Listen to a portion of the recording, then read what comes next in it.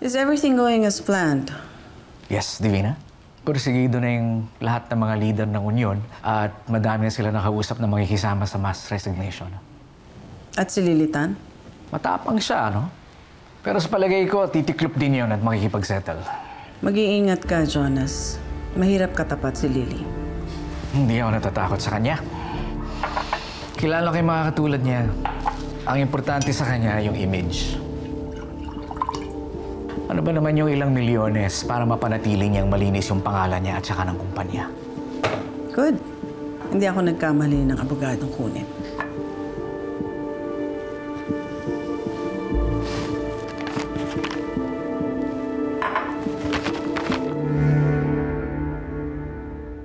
This should work, Uncle, hindi ba?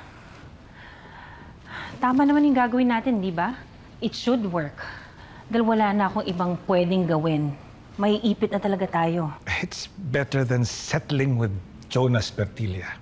Sa tingin ko may nagpapatakbong ibang tao dyan sa abogadong yan eh.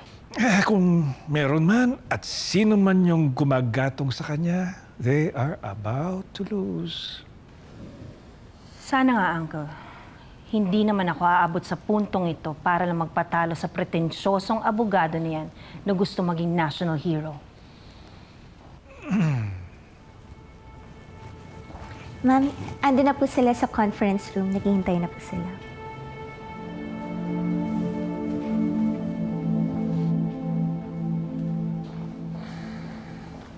Tatanggalin niyo na po ba kami sa trabaho?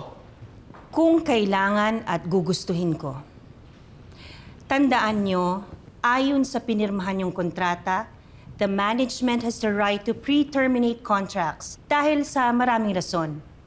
Isa na rito ang pagsasabotahe sa kumpanya namin sa pamamagitan ng mass action. At doon naman sa tanong nyo kung ito-terminate namin kayo, ang sagot ko dyan ay hindi. Kaya ako kayo pinatawag ngayong araw na ito dahil meron akong one-time deal to offer. Clarice, paki-distribute yung hinanda natin.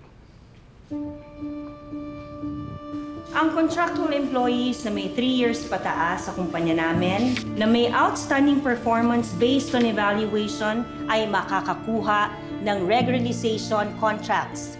Meaning, kasama kayo sa plantilla, kung yun ang pipiliin nyo. At doon naman sa mga empleyadong nasa 3 years pababa, bibigyan namin kayo ng 6 months probationary period before regularization. Ito na ang best deal na makukuha ninyo from Crestmont. So tatawagan na lang kayo ni HR para malaman namin kung ano ang desisyon nyo. Any more questions? Ma'am, baka naman pwedeng i-negotiate para naman... No. Yan ang aming offer. Ang offer ng Crestmont. Take it or leave it.